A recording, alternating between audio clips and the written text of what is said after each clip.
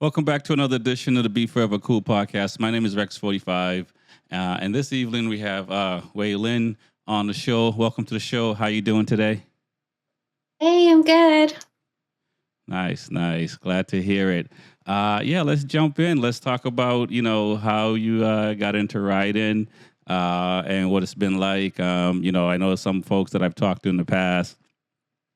They either got in really young because one of their parents or both their parents wrote or something like that. For myself, it was much later in life and so forth. So, what's your story? How did you get into bikes and what was the curiosity? Oh man. So probably similar to you. So I didn't get into it until way later in life. So actually, I only started riding during COVID, Oh, actually. wow. Okay. Uh, yeah, yeah, I know. My story's kind of weird. And the more I talk about it, the more I'm like, you're crazy. What's wrong with you? There's nothing crazy about it. I mean, I think I was like 42 when I started, so nothing crazy. It's just, but yeah. So okay, so what was the thing that the pandemic happened, and were you looking at bikes before then? Were you thinking about it and just never done anything? Did you ride on bikes or rode other people's bike or anything like that, or you just kind of, pandemic happened and it was just like, all right, I'm going to do something. Well, so it was like a mixture of just kind of everything coming together. So honestly, I didn't even have a driver's license. So I'm a city girl. I always lived in the city. All my boyfriends used to drive me around. Uber happened. And my parents were just like never super supportive of me, like doing anything like masculine or things like that. Okay. I come from a very traditional background. So like even pre-tiger moms, like, more so like the firstborn son getting all the attention, kind of Right. like Right. so when COVID happened, I got laid off and I just had all this time. And I was like, wow, I could do whatever I want. Now I have time to go and try new things that I didn't have time to before. So I actually saw one of my friends, him and a bunch of other friends went and got their licenses, their motorcycle licenses. And I was like, oh, how did you do this? So he kind of told me about the MSF courses and things like that. So I was just like, I'm going to go do that. So I took Ubers to get my MSF course because I didn't have a car. So I was like taking Ubers in the morning to my MSF course. And it was really great because they supply all the bikes and helmets and everything. Right. So I was able to get it that way. And then once that happened, I was like, wow, okay, I passed. I got my license in the mail, which was crazy because it was like my only license. I didn't have anything Yeah. else. It just said Emma. I was going to ask. I was like, so you had a motorcycle license only, and so I assume you did the learner's permit for the motorcycle, and there was no requirement. I guess there's no requirement for you to have a driver's license or car driving license. Well, funny enough, you had to have a driver's permit, but you didn't have to have a driver's license. So I had to study and get my driver's permit to get my motorcycle's permit to get my motorcycle license. So I did that at least. So I had a driver's permit. Okay. Thanks for clearing that up because I was like, yeah, that's interesting. Okay, and then let's how was the course overall? For other people trying to think about taking that course, did you guess about 4 years you've been riding, give or take. Did you now do you look back and go, huh, that was super informative? Yeah, definitely super informative. I mean, it was super basic, of course, like it doesn't necessarily teach you anything about real riding. I mean, you never get past like second gear really anyways. Right. So, like it's one of those things where it's like, yeah, you definitely have to ride on the road and you kind of like fuck up and drop your Right. bike and Yep. things like that.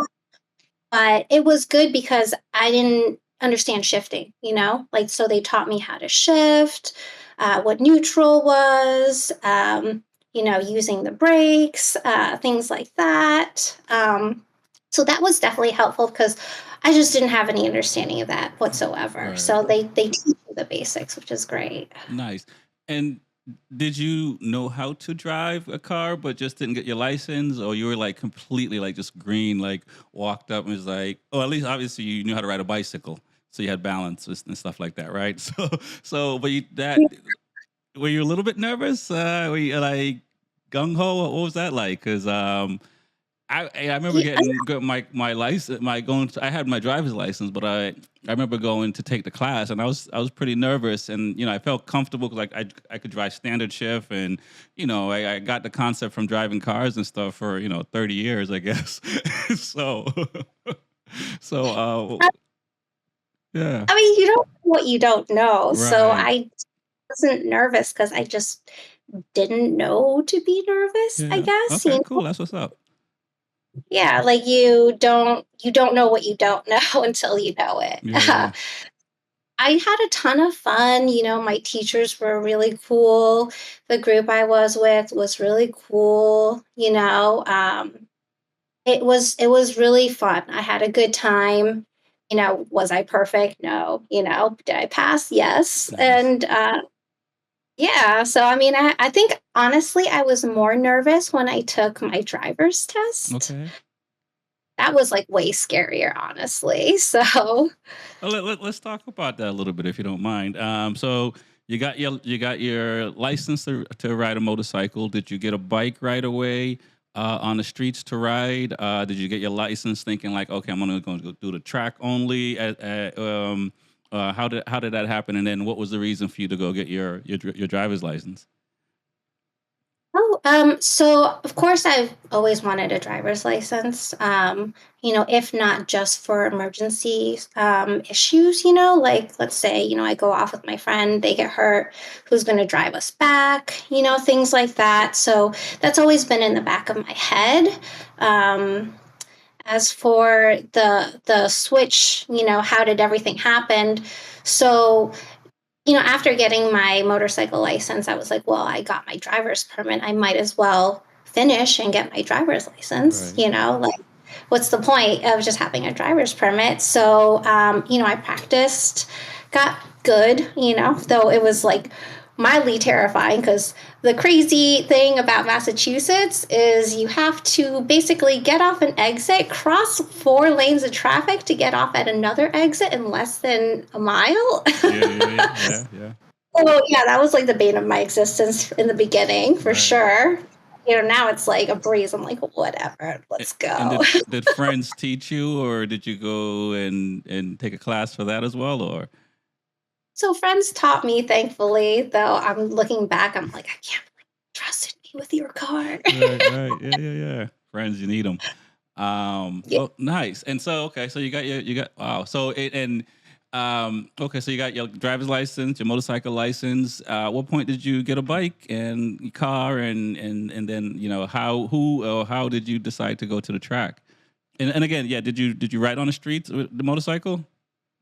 Yeah, I did. So summer, I'd say summer. Man, I can't even remember the year. 2020, maybe? Mm-hmm. 2020, I think, probably. I got my motorcycle license. And then, you know, I basically was super excited. I had some friends reach out and they're like, okay, let's try to take you motorcycle shopping. So I want to say, I putzed around a bit. And like that fall, I ended up buying myself like a little CB 300. Nice. So, I wouldn't say it was like my dream bike, but it was just one of those things where everyone's like, this is perfect for you. It's so cheap. It was like $3,000. And, I picked him up and I just had fun around town, with my first little bike. I rode with friends. And then I was lucky enough to have friends who were already into track days. Cool. So they actually took me to my first track day, which was a non-sport bike track day that I think like um, it's not Tony's, but Uh, I forget. It's another guy who runs it, but it's also in conjunction with like Tony's, which is now Cyclesmith. right. It's run by another guy, I think, mainly. I forget his name. I'm so bad. But it was really great. And so I took my little CB300 there and I rode and I just had a blast. And actually, I met Carrie there. And we didn't even put it together that that's where we first met until like a year or two later, Oh, wow. honestly. Yeah, because she was just like, that was you. And I was like, that was me. And I was like, oh, that's you. It makes sense. Um, but yeah, so I rode my first non-sport bike track day. I had so much fun. It requires minimal gear. You just need gauntlet gloves, boots, riding pants, a riding jacket. So you don't have to have a full suit or Gotcha. anything Okay. like that. Yep. Yeah, so I went, did that, had a blast. And then my friends were like, okay, well, you should do the Penguin 2-day race school if you're having such a good time. And so, literally a few months later, I signed up for the 2-day classic, Loudon Classic Race School. Yeah. And then I did that. I got my license. Had fun at the classic. And then the next month I came back and I started racing. So I mean, this is pretty fascinating because it's like I just hear you say having fun, and for me, my first time on the track was a little terrifying. So this is interesting. When you say I mean, was it having a non race bike track day where you could come in with 2-piece suit? It was just not as serious maybe as like going to Penguin. And was there any part of it that was scary, I guess, or is it just fun the whole time? I mean, at one point, since that bike was a little lowered, a peg did hit the ground when I was going around the curve, and that did scare me for a split second. But I was also warned about that.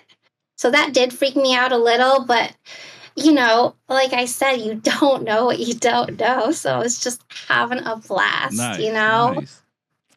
Fun. I ended up getting bumped up a class that day too. So it was just fun, riding around with people and just, Yeah. getting the feel of going faster than I've ever gone. Yeah. Which Okay. fast, but it was fast for me, Right. So, and like, how many miles do you think? I don't know if you remember. How many miles did you do before going to the track on the CBR? Roughly. Not a ton, maybe 1,000, Okay.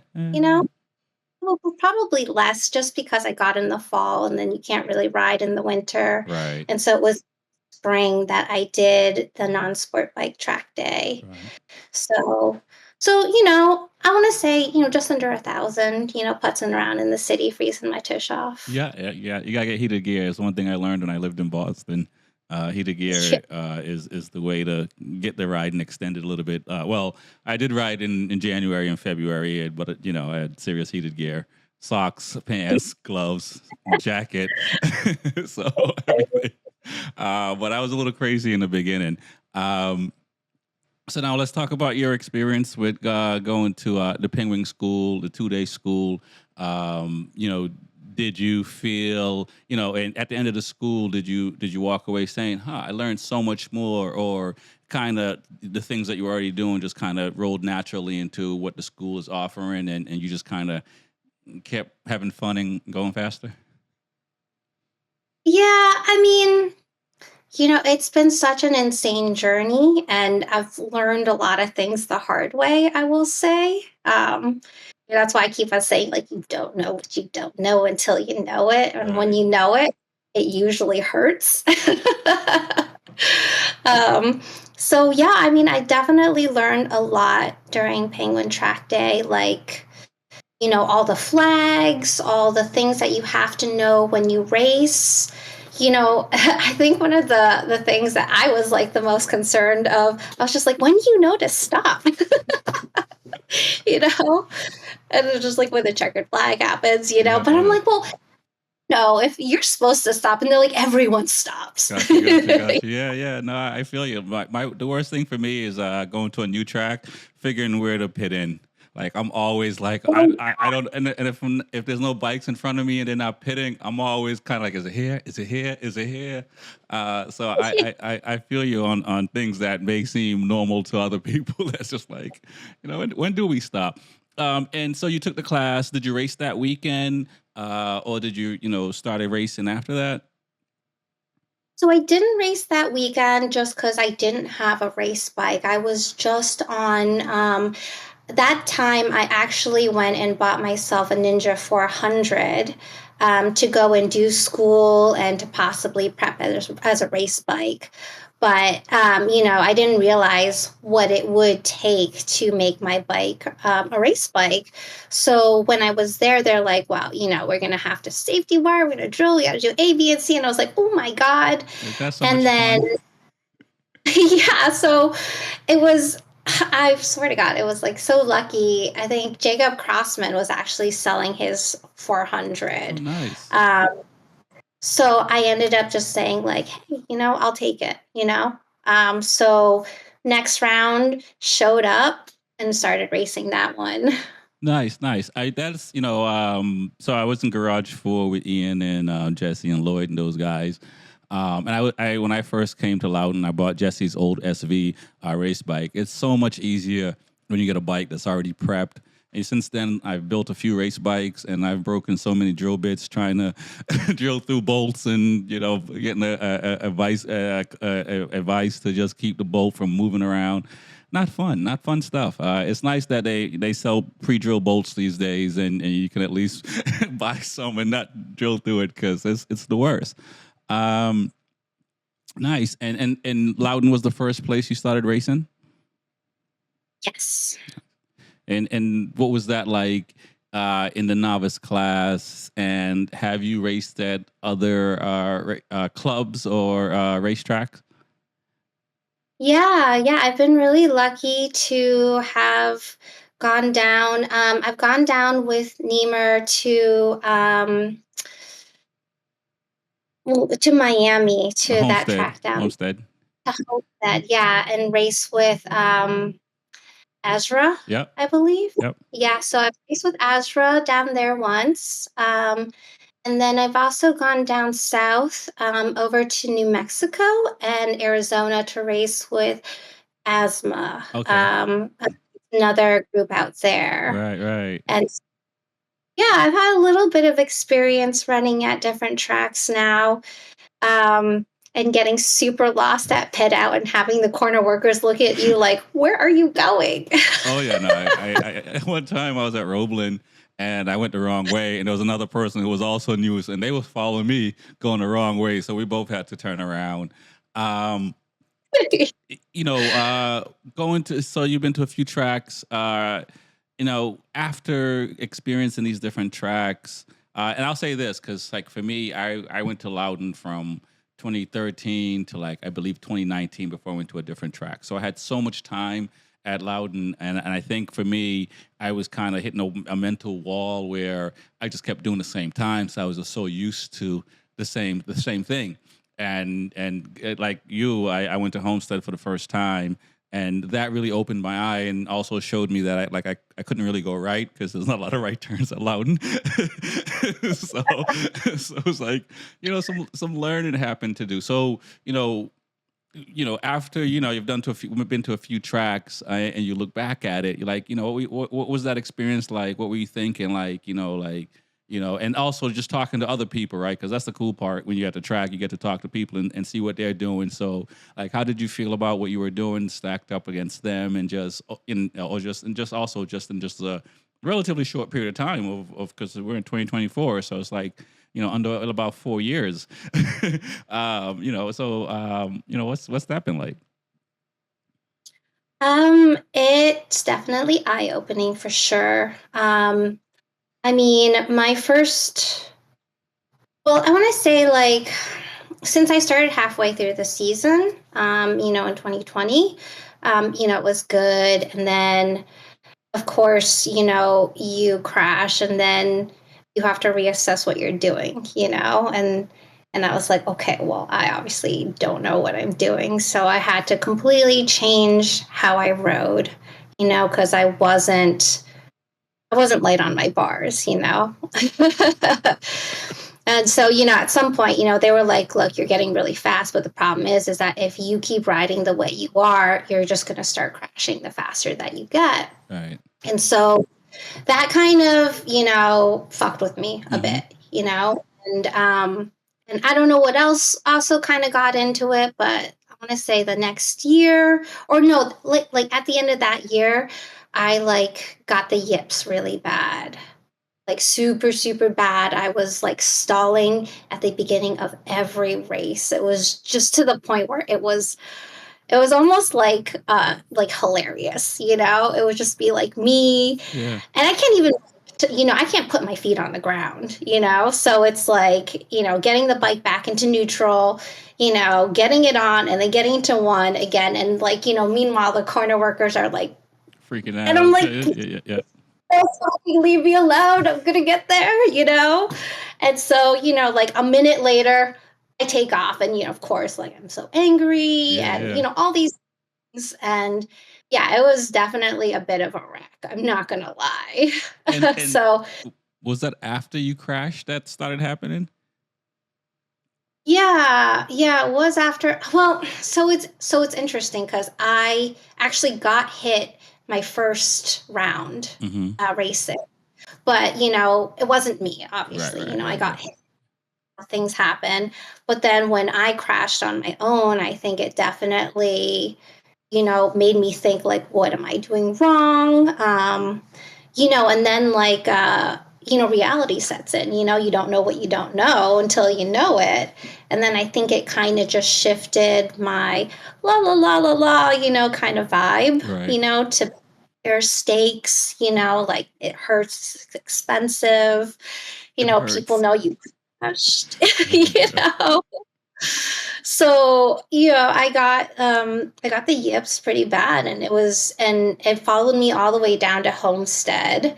Um and it was rough, for sure, but um I actually did learn a lot at Homestead. Maybe nothing to fix my yips, but I learned a couple of other hard lessons, but I also learned a couple of good lessons too, just because, Loudon is such a particular track. Mm-hmm. And after having ridden a couple of different tracks now, there isn't really a track like Loudon out there, So, It's not. it's like point and shoot, and there's nothing quite like the bowl I've ever experienced anywhere else. So Homestead was different, all the straightaways. I learned how to go super deep at Homestead. Nice. Nice. I'll say, I went so deep, I didn't know that you could lock up your rear wheel. So yeah, my engine couldn't catch up because I didn't realize, like, I couldn't downshift that Oh. fast, and to go the clutch, Yeah. Yeah. Yeah. Yeah. and Yeah. totally fucked up that race, which I could have podiumed. And trust me, my life is like, if I could podium, I will fuck it up. So it uh, was like one of the instances. Yeah, yeah, yeah. It's a it's learning. I mean, and for me, I crashed in 2017. I also switched from a like twin to a inline four, but it took me like 4 years to find my pace. And everyone around you is giving you encouraging advice and all this stuff and all this, and you still got to be like, no, I'm finishing last again. Finishing last again. All right, year 3, right? Keep going.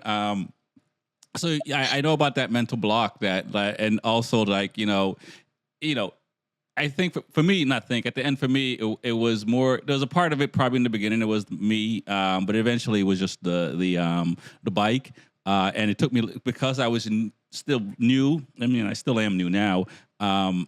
I was just thinking it was me all the time, and not saying, hey, maybe it's the bike that's causing me and finally I got the bike checked out, and definitely there was something going on, and immediately I was back to my pace, and so that was cool to see after 4 years. And so yeah, going to different tracks, as you mentioned, teaches you a lot of different things when you go into just that one track, right? And so I have to ask though, how did you get over the stalling problem? What was what was the thing that finally got it straightened out for you?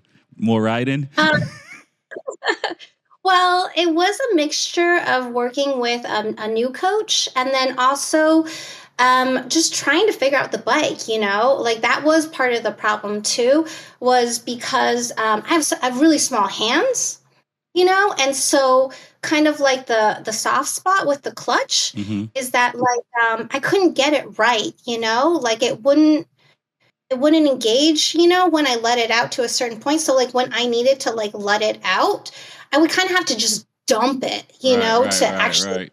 Yeah, like engage. So, yeah, yeah, so I couldn't like feather it. So like I ended up always dumping it and popping a wheelie. So I always like pop a wheelie. It's got you. kind of like in order to keep it like Yeah, revved, yeah. you know, and then you want to like slowly let it go, but my hand is so small that when it finally goes, it's like I just dump it. So it was just like a mixture of that and also just being okay with having to dump it, and pop a slate wheelie and then get going. So that and just working with somebody else so I ended up working with Tebow down south with the asthma group, Mm-hmm. and so I broke down with them for a minute and just kind of work through things differently, with a different coach and a different set of people and a Right. different atmosphere. And I think that kind of helped reset me so that when I came back, we looked at my equipment a little more, tried to fix it, and then just like, got me okay with like all the revving in front of me, all the people popping their own wheelies, me okay with popping my wheelie, and just like, let's just go, because it's a at the start always. It is. That's the word. That's turn one, man. Turn one is always the word. Yeah. It's just like, you just gotta stand your ground. And it's scary when you're just starting for sure. Yeah, you make talking about standing your ground. It took a while for me to realize that you do, because I when I was riding early, not early on, but like I would always not want to be in the way of people. And that kind of thing, and feeling bad about that's like, no, I'm supposed to be in the way. You're supposed to go. So it took a while to get that, and get that, like, no, you got to go around me, and because it's when you were talking about going to different tracks and get a different perspective, it made me think of Loudon. I mean, Loudon is a wonderful place. It's a very family oriented, like most tracks, right? Yeah, like most tracks. But when the lights go out, it's cutthroat, like like nobody's business. Yeah. So I feel you there about people around you and stuff like that. So now you got more comfortable, popping a wheelie and moving and stuff like that. I see that from on social media and stuff like that. You also started you're riding dirt as well. So, what is it just because it was just bikes and something else to do? What led you to decide to say, okay, I'm gonna go also jump on a dirt bike and ride through the woods? Well, so my dirt bike journey has been like after I bought my first street bike, so I bought that CB300. I thought it would be fun to just get myself a Christmas gift. So I bought myself a little like 125. Uh-huh. Like he's so fun. I love him. I never ride him because I live in the city, it's basically impossible. And I just am scared of him getting stolen nonstop because he might as well be like, the cutest little fluffy white dog, like somebody is going to snatch him. Yeah, I can see that. Um, Yeah. Nice. And But So Mhm. is it, and this is something I've talked to people about, being in the city. And I'll go off on a little tangent. It would be nice if there were like places that dirt bikes and bikes can go in the city and ride around, so that way you don't have to ride them on the streets and worry about being in the way of people and stuff like that. But the riding that you have been doing on the dirt bike and stuff, does it? Have you noticed that it translate well in racing? Are you more comfortable if the bike is moving around underneath you or anything like that? Honestly, I haven't got enough time on the dirt bike for me to feel like it translates. But that was the goal when I got the dirt bike, because I know that a lot of people get really good and comfortable on a bike because they spend so much time on smaller bikes. Like a lot of the other racers have little dirt bikes that they turn into supermotos or they tool around the parking lot. They get used to like skidding the rear out. Like that was something I had kind of been working on with, my friends down south, trying Hmm. to go out and skid out and just, do little things that you would do when, you were like 16 and you were just goofing around to get Right. a better feel of a vehicle or like what your limits are. Just because I know for me, I have no frame of reference. So like everything I'm learning about bikes is literally what we're doing right at that moment. Right. Right. um, so that was kind of the goal with getting the dirt bike, was just getting a better feel of what it's like to be in like a vehicle and being able to push it, but with like less stakes. But sadly, it's just I get to it when I can, Right. and it's one of those things where I'd like to do it more, but it is just difficult. It's free, but it's almost not as accessible in some No, ways. you have to be connected, and if people have trails or places they can ride, it's very hush hush. It's just kind of like, no, we already have enough people. I've tried many times, and like you, I have a dirt bike as well, and I don't get as much seat time on it, and because it's just, I mean, even and I'm down in Florida now. And I'm trying to even just find places that I can go, and it's still like, okay, I'm going to have to trailer. It's an all day thing. It's not like I can just go in my backyard like some of the folks that live outside the city. They can just ride the electrical line paths and stuff like that and keep moving. You mentioned Kerry from Smith Cycle. And you are I have to bring this up. What has it been like for you as a female, as a woman, getting into motorcycle riding and racing? I mean, it's been a few years for you, but what's that experience been like going to the track and stuff like that? um, um, it's been great and crazy and hard, all at the same time. I mean, there are benefits to being a girl, for sure. It's you get some more attention sometimes, and other times, it's tough because you are a girl, so people are like, I don't want to deal with that, or like, okay, like you do your thing, and like whatever, right, right. so it's hit or miss. um I am I I don't know how to say it. Like, it's just one of those things where it is what it is, Like there aren't a lot of women, and it can be tough, but it's also interesting for sure, Like, I don't know. I don't really know how to explain it, It's tough, like,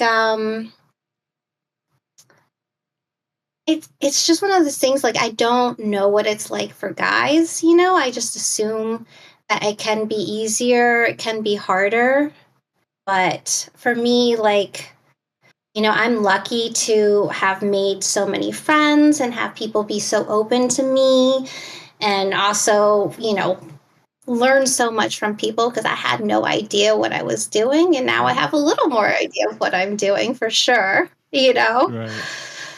So yeah, I don't know. It's tough because like I want to think that like I'm able to do these things and be here because, people like me and, I have potential and not just because, I'm a girl. I know that there is a lot of support and people do want more women in the sport, but I don't want to just be a yes because I am a girl. Right. Do you know what I'm Right. saying? Definitely do know what you're saying. Um, now, you talked in the beginning about how you kind of just, you don't know what you don't know until you know. What would you tell your, yourself 4 years ago when you were deciding to go pursue your motorcycle license and stuff like that? Did you, I would did. Back then, you imagine that you'd be doing what you're doing right now, or you were just kind of like, "Hi, I'll probably just ride every once in a while." And would you give yourself any different advice than the path you've taken? Oh man. So I mean, I did get to where I am now because I said yes to a lot of opportunities and a lot of things. I think that that's one thing I learned from this whole thing that, say yes when people offer you something. It's one of those funny things where I have this conversation with people a lot of times. They're like, oh, I offered this person this thing because, they said they liked it. And I'm like, hit me up and I'll get you one or something like that. And they're like, nobody ever hits me up for anything, Right, And, right. so are like, oh, well, they said they wanted to hang out, but I'm still waiting for them to call me to hang out. And I'm like, bitch, call them to hang out, Right, right, right, You need to follow up. right, So I'd say for me, one of those things is like, somebody will say, oh, there's a 2-day penguin school. I'm not going to have that person sign me up for it. I'm going to wait for them to do this, So I went and I signed myself up for it, right, One of those things where, when somebody offers you something, say yes, but then follow up or follow through, like it's if somebody's going to offer you something, don't expect them to like do all the legwork for you too. You gotta be there, so that's how like I did penguin school, that's how I met my pit mates. That's how I went down to Miami to Homestead. And when I was at Homestead, that's where I met Tebow, who then invited me over to, New Mexico to race with them. right, That's where I learned new skills and trained and got over my yips. Like you got to say yes to these things, when they show up. And that's kind of like what I accidentally did, and then benefited so greatly from. And then the other thing is, when I got into motorcycles, one of my girlfriends was like, prepare to become broke. And I just laughed. I was like, sure, yeah, right. Okay, cool. Sure. No big deal. Like, right, this bike was $1,000, whatever. right. And then racing. And then I was like, oh, okay, I see. Yeah, you yeah. know, It's a because bit. like I, Go ahead. yeah, because I legitimately bought my truck just for racing. Like I bought a whole car for my motorcycle. It's like, what the hell? Yeah, yeah. Oh yeah, I can listen. Yeah, it's something that we don't talk about in the motorcycle world how expensive things are, and the other part of that is also accident. But yeah, the cost part of it, you know, let's talk about that a little bit. Because you really, when you first start out, in my case, I didn't know. I did a couple of rounds, and next year I did a couple of rounds, and still feeling myself out and stuff like that. And then I decided to do it. And then you look at the cost, and it's all great if nothing goes wrong. You know what I mean? But then as soon as something goes wrong. You realize how expensive it can be. Um, Was that a deterrent at some point for you? Or is it more or less like, okay, I'll just, and I'll piggyback on also, injuries as well, because some people either look at their P and L, or maybe not P and L, but just their how much money they're spending, and they may go, all right, I'm done racing, or they may get hurt and go, all right, I'm done racing. So is being broke and maybe being broken up as well deterred you from your two-wheel life? Yeah, kind of. I mean, as we talked about earlier, I basically took a sabbatical for this year just because, I got laid off from my main job and just couldn't afford to spend, the $500 every race if nothing went wrong, like that's like if things are good, you're still hawking up half $1,000, Yeah, like yeah. that's not nothing. And then so for me, I took a step back, and also, my last race before all that happened, I had my first ride on a larger bike on an R6, Wow. and I just got a little excited, and we were like slowly rolling, and there's two brake calipers instead of just one. Oh yeah. And so, you stop a lot harder. So I ended up like undoing the bike a little and trying to like bring it back down. And I tried to stop again, because we were at the end of the raceway, there's Yeah. no more to go. And yeah, I slammed down. I rolled like, which was forever. When you're rolling and then you have time to think about it. Yeah, yeah. It was long. I was rolling, and I was like, wow, I'm not stopping. Okay, all right, we're thinking about this one, you know? So I'm like, okay, try to keep it together, So I rolled like maybe 8 rolls Yeah. and then stopped. And then I was like, okay, this hurts. Something hurts, Yeah, yeah. Mental check, and you're like, okay. You're And like, is that your worst crash? I would say that would be my worst crash. I didn't get knocked out. I've been knocked out before, but this one I didn't get knocked out, but it definitely was the fastest. I think I was probably going like 140, 160 because it was at the end of like a straight, Yeah, yeah, yeah. really long straight, not allowed in straight. And yeah, I just rolled and rolled and rolled. So it was a fast one, and then it just ate through my suit a little, like right in the little soft spot. Mm-hmm. So I got um The a rug burn, little. road rash. Yeah, it's so weird. It kind of like took a little core out of me. It was like probably like six stitches, I think. Yeah, yeah, yeah. Yeah, so it was like a good one. They cleaned it out and they stitched me up. And then, I just decided to call it for that week. It was like, At least that week. yeah, so we called it for that week, but it was already at the end of the season. It was already in September. Yeah. So, that totally destroyed my suit. And, I was like, let's take a break. We've been going super hard, traveling everywhere. And, you know, maybe it's not time. Yeah, no, before we talk about what's been happening since the break, what was it like going from the 400 to the R6? I mean, because the two characteristics, twin cylinder versus four cylinder, but then also obviously the horsepower.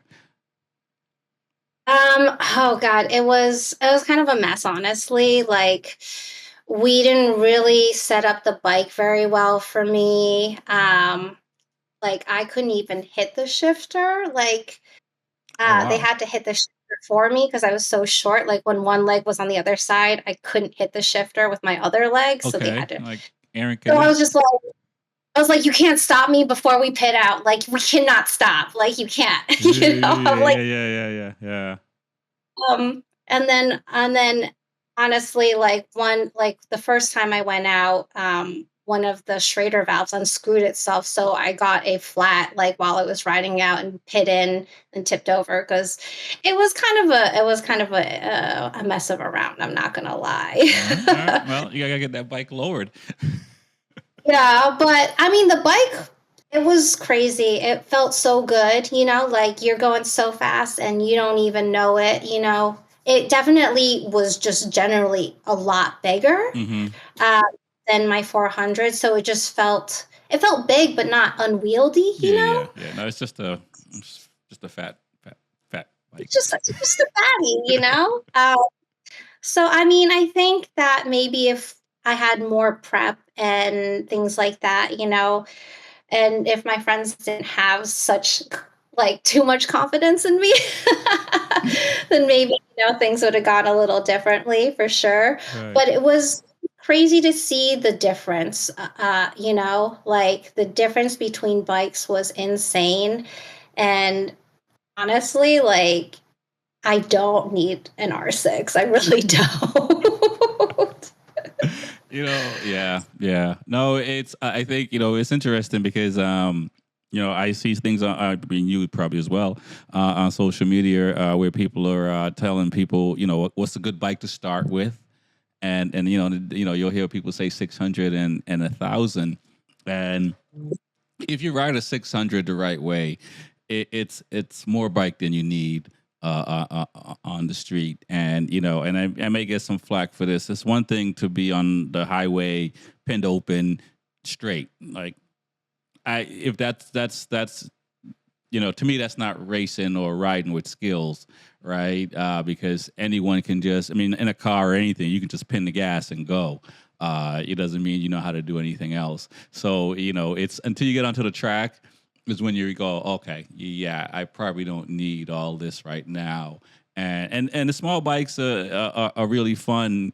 And as so for me, I went from the SV 650, then I went to a R6, and then like I had a bad street accident, lacerated my spleen, so no spleen, and I got a screw in my wrist and stuff, and I didn't take much time off. Like once I was able to ride, like my accident was like in August of like 2018, and I was racing at Loudon the next round. And my and my hand wasn't healed at all. And so I rode really. I had to change my riding style just to ride. And by the time I was healthy, like I wasn't riding the bike right anymore and stuff like that. So I ended up going down to a KTM just to just fix things, learn how to ride, learn how to carry more corner speed and brake later and stuff like that.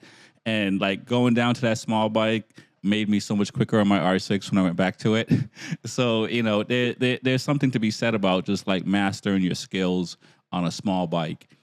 Because these are the things that you're going to learn when you go to the big bike. You don't have to worry about that. You just got to worry about where you're going to brake and where you're going to turn in. that kind of, Yeah. that, Go ahead. No, it's true. Funny enough, like when I race down south, I borrow a 300 that they have, and actually riding the 300 really helped me with my body positioning. I'm definitely not perfect at all, but I got way more comfortable with putting my body further off the bike than I ever used to. I mean, I still struggle 100% with the idea of any part of my body rubbing against the ground. Like that's a huge like no, no, no, no. Yeah, yeah. No, I feel you there. That's the. but Go yeah, ahead. Yeah. but yeah, this smaller definitely helps. Nice. And so after injuries and being knocked out, tipping off at 100 and between 140, 160, all this within the span of like 5 years. Uh, and from this is it's pretty amazing actually. No license to license, getting a truck and using your truck to tow your bike around. Um, is this something you're going to continue doing? Going to track days and getting better. Do you find that you know for me, like I was in a band a long time ago, and that was a thing that made me realize, like, I could, if I put my mind to it, I can do whatever I want to do, kind of thing. So, you've been, you've, what do you, I don't know how you look at it, but just hearing it, it's like that's pretty cool, pretty dope. in the course of, it's not like you were like me. I was into, cars and racing cars. I got my license at like 16 and a half, and I was racing anything, old ladies, anything that looked like they wanted to race. I was racing in my car. So, I definitely love speed. So it was no doubt that I didn't like the speed. But like, how do you sum up where you are today? Are you gonna continue riding? I'm pretty sure your friends must be like, yeah, it's pretty dope what you did. Do you look at it? Do you look at it that way? Yeah, I do. I think it's cool. I also think it was stupid. It's like cool and stupid. It's so expensive. I mean, it was definitely wild for sure, because I had some friends that were like, go have fun. And then I had some friends that were like, you shouldn't be riding Loudon yet. Like, what's wrong with you? You know? But, I did it and it is what it is. And, I've learned good things and bad things. As for what it's going to be like when I can afford to race again, it's one of those things that I do struggle with, because it's hard to see the rest of your, friends and, quote unquote teammates like progressing while, you've had to sit on the sidelines. And, when I did that track day this year, just, to get it in because there was just a cheap one, it's like if you don't use it, you lose it. It's Right, true. right, right, right. know? So it was just kind of like crazy to be back on the track and be like, oh shit, I suck again, So it is tough, I do definitely want to get back on the track. As for racing, I just have to be I have to, of course look at the funds and also just be realistic about what's important to me, like you said, like I am like I could be my worst enemy, if there's a chance I'm going to podium, I will screw it up somehow, and that's just been the story of my life. And it's one of those things. It's just like if I'm racing and I'm not winning, well, what's the point? If I'm always in my way.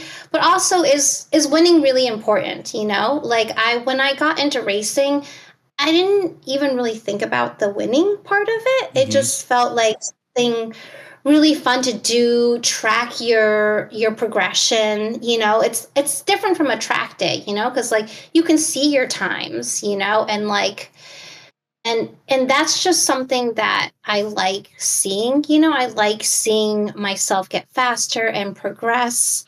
Um, so I'm not sure, I guess it'll just be if it'll just take time and money and see where I'm at if it's still something that I'm hungry for, Right. like I definitely am hungry to ride and get fast, but I don't know if podiuming is that valuable to me, Yeah. you know? It. Well, yes, it is that valuable, and I know some people who have had on the show. Racing is that is it is, but there is life, right? Because when we try to think about what we want to do, we just think about all the good. And sometimes when we do things, like in the beginning, like 2015, I was full time and I did all 7 rounds. I was the fastest or novice, got bumped to amateur at Loudon and switched bikes, and things were going well. I was going faster and stuff, and then all of a sudden, it's like, oh, it crashed. Then I jacked up myself, and so there's a I think it's a life lesson in general. And I kind of touched on it earlier. In the moment, I didn't realize it. In those 4 years where I was finishing last place, it wasn't cool. I wasn't happy about it. But there was something in me that was just kind of like, oh, I can't walk away right now because I didn't. Yes, I know that it's not. I know that the trophies themselves are worthless.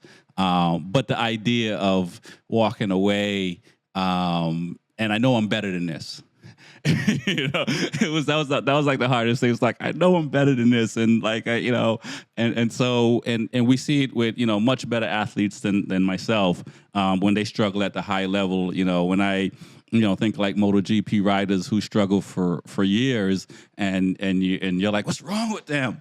And it is kind of like it is they're just on the world stage, but we all struggle with things, and so for me, it's like I'm glad I stuck with it and got over it, because if not, it would be something I would be looking back and every once in a while thinking like, man, I know I'm faster than that, but it just didn't happen, kind of thing. But I get what you're saying, like for where we are and what with club riding and racing that we're doing, at the end, the competitive nature of us is probably all the same, regardless of the level of athlete you are as a human being. That competitive side of you is just what it is, and it's something to always embrace. But the reality of it is that like we're not getting a paycheck from it, so the risk versus reward is a little different, and I think it's harder to balance when you're not trying to change your life situation. You're just really just trying to prove some personal goal to yourself, essentially, and so forth. So, but it is, yeah, definitely stick with it, and hopefully your funds will get to where it is, and you'll get back out there and have the fun. And you talked about your competitive side a little bit. Were you as competitive as how you're feeling, or when you're racing, doing other things prior to that? Because again, as you said, your traditional lifestyle that you had. Did you shock yourself to realize like, hey, I'm pretty competitive, or were you always competitive? So no, so it's funny because I don't think of myself as being competitive with other people necessarily. I'm definitely very competitive with myself. Like for me, you can't say anything to hurt me because I've already said something way meaner to myself, Mm. like I'm here and I'm going to be mean to me because I expect way more from me. Um, it's part of me, but it's maybe also part of, the culture too, just like, always demanding excellence. So I've never actually competed in sports or anything like that. I don't come from that background either. Went to art school, I'm a designer, so I don't really watch sports or do anything like that. So for racing, like this is my first foray into anything competitive. And for me, I think really what it is it's me, it's like I'm my own sabotager, like I'll want it too much. I'm too hungry and Right. I'll do something to mess it up, like it's stall or it's crash or, it'll be something or screwing up a turn because you just get so hungry. And, like and I'm so glad nobody can hear you over the engine, I think, like, because I will scream at myself in my helmet, like just the nastiest things, Almost. being like, Oh yeah, I'm you always know, talking you to myself. Always in the helmet. Always go go go know, go go go. or you're just like screaming, and then you can always tell what they're thinking, even though you have a full face helmet on. Everyone's just like, "Oh shit, that's bad," you know. So yeah, that's definitely been me. So I mean, it's not that I don't think that podium is worth it necessarily, but I think that there's just a point where how much pain and suffering versus like getting what you want, and is it possible, I know that for me, sorry, you gonna say? I was gonna say, to get what you is it possible to get what you want without pain and suffering? Yeah, which I don't there it isn't, like part of me is like hungry for it because I'm like, wow, like I'm here, I'm doing it. I might as well like try to get it, But then the other part of me is like, does it really matter if I have like a trophy or a podium, Because like it's not going to dictate my value or worth, Like when I'm walking down the street, people aren't going to be like, oh yeah, she just got third place in, this last race. And, you know, like it's not really. that important, So for me, I want to try to I'm still trying to work through it, because it's Yeah. still so new to me, but I'm trying to be healthy about it, Right, right, right.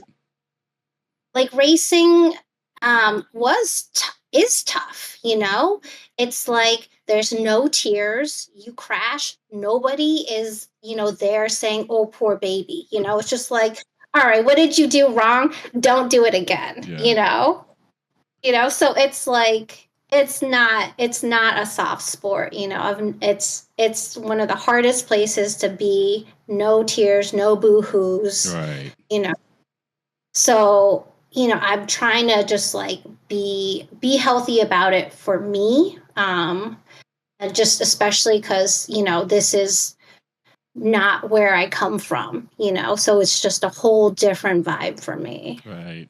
And I think I love talking about motorcycles. I could probably go on and on, but I have a couple more questions before I let you go. Um, Sure. what do your parents and your family think about this? What you've been doing? Um, so only my brother knows. Okay. And he thinks it's cool, because he used to ride back in the day. Because one of my uncles taught him, and he doesn't ride anymore just because his wife now is, not into it. She's got the collar, I don't know. I hear about those callers though.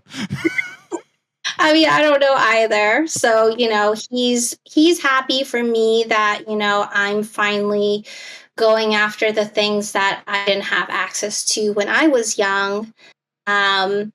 Just because, I wasn't given those. And then I think also he might be like a little jealous too, because, he's a wife and, You might have to day tell him you job. need a pit crew and see if he can come out. I've invited him before, but it's the wife. Right, right. Um, yeah, as for the rest of the family, like I'm just not super tight with my family, Okay.